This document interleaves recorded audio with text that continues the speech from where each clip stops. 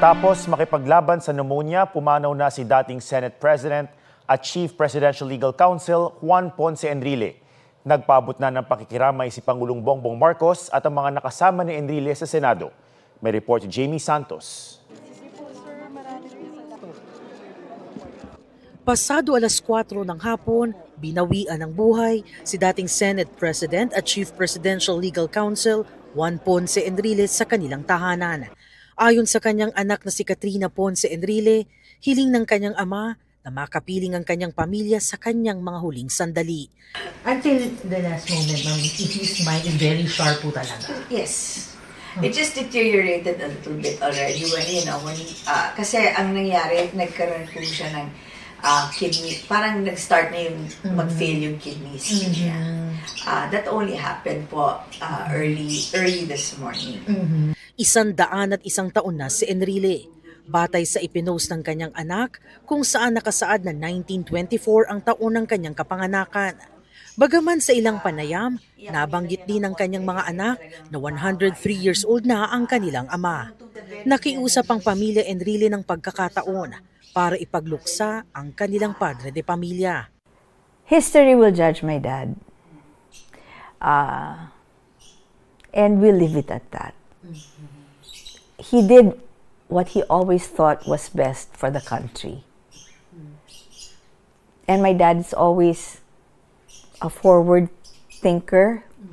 He always tells me na always think of the end game. So ganun po siya mag-isip. Kaya bahala na po ang history na humusga po kay Juan Ponce Enrile. At huwag niyong kakalimutan, gusto niya happy kayo. Nito lang Martes, sa gitna ng sesyon ng Senado, inanunsyo ni Senador Jinggoy Estrada na nasa ICU si Enrile. Hindi raw maganda ang kondisyon nito dahil sa pneumonia. Nagpahayag ng pakikiramay sa pamilya Enrile si Pangulong Bongbong Marcos.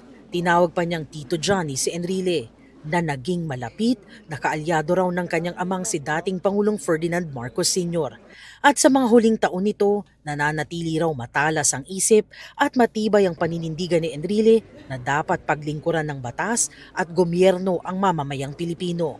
Naka-half-staff na ang watawat ng Senado para sa dati nitong Senate President.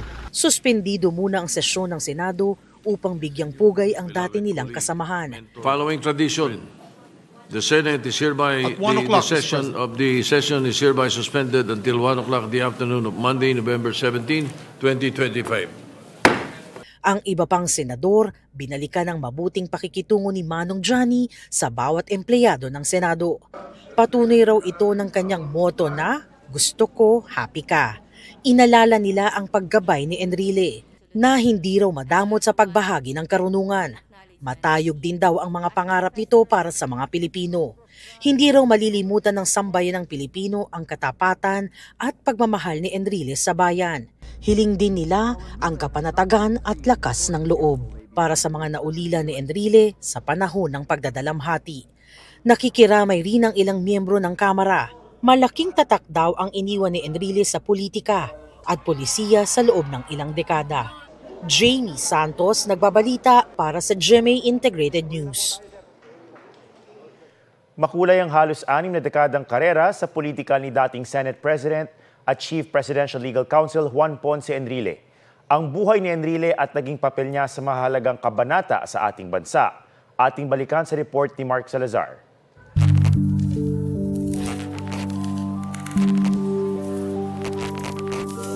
Isa siya sa mga naging mukha ng martial law.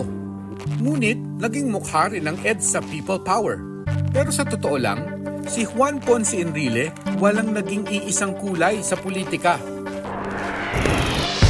Ipinanganak noong February 14, 1924 sa Gonzaga, Cagayan. Hindi naging madali ang kabataan ni Enrile na nakaranas na mangisda at maging houseboy para tustusan ang pag-aaral. Pero nang tumungtong sa edad na 21, nakilala niya ang tunay na ama na isa palang politiko mula sa prominenteng pamilya.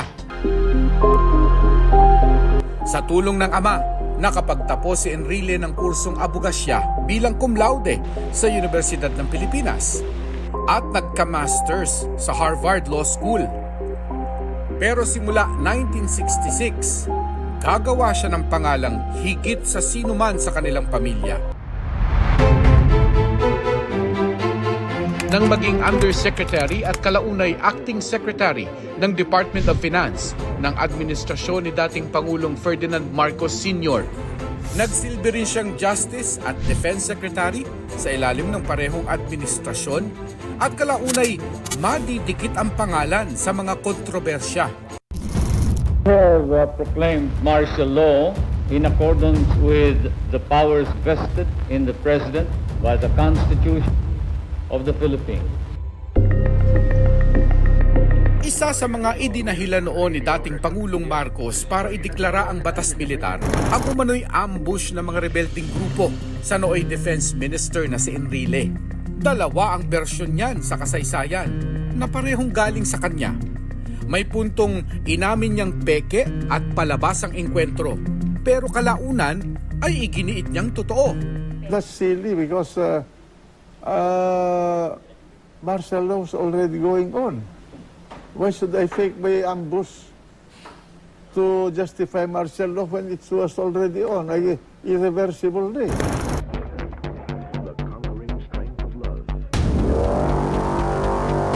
Naging malaking bahagi man ng administrasyon ni Marcos Sr.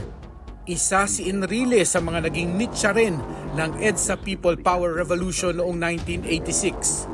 Kumala siya at ang nooy AFP Vice Chief of Staff na si dating Pangulong Fidel V. Ramos sa Administrasyong Marcos. Nagsilbi pa nga siyang Defense Minister ng pumalit na si Pangulong Corazon Aquino. Pero kalaunay pinagbitiw at kinasuhan ng masangkot sa umano'y planong kudita laban sa Administrasyong Aquino. Tila mauulit ang kasaysayan nang ipaaresto naman siya ni dating Pangulong Gloria Macapagal Arroyo noong 2001. Matapos iugnay sa paglusob ng mga taga-suporta ni dating Pangulong Estrada sa Malacanang bilang protesta.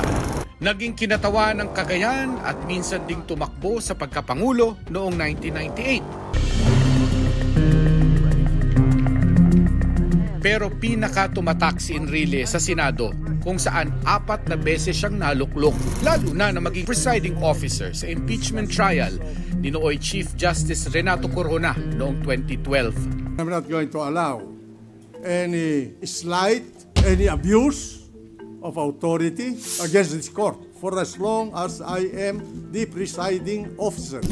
Pero 2 taon matapos niyan, isinangkot naman si Enrile sa kontrobersyal na pork barrel scam at kinasuhan pa ng plunder. 2015 nang payagang makapagpiyansa dahil sa lagay ng kalusugan. Tuluyan siyang inabsuelto sa lahat ng kaso kaugnay ng pork barrel issue noong October 2025. Pinasasalamatan ko yung mga magistrado for rendering justice to all of us. I knew all along that I'll be acquitted because I've not done anything. Nag-anunsyo man ng pagre-retiro sa serbisyo publiko noong 2016. Tumakbo muli si Enrile bilang senador noong 2019 bagamat natalo. Sa pagkakaupo naman ni Pangulong Bongbong Marcos sa pwesto, naging Chief Presidential Legal Counsel si Enrile. Ngayon, isasara na ang kanyang kabanata.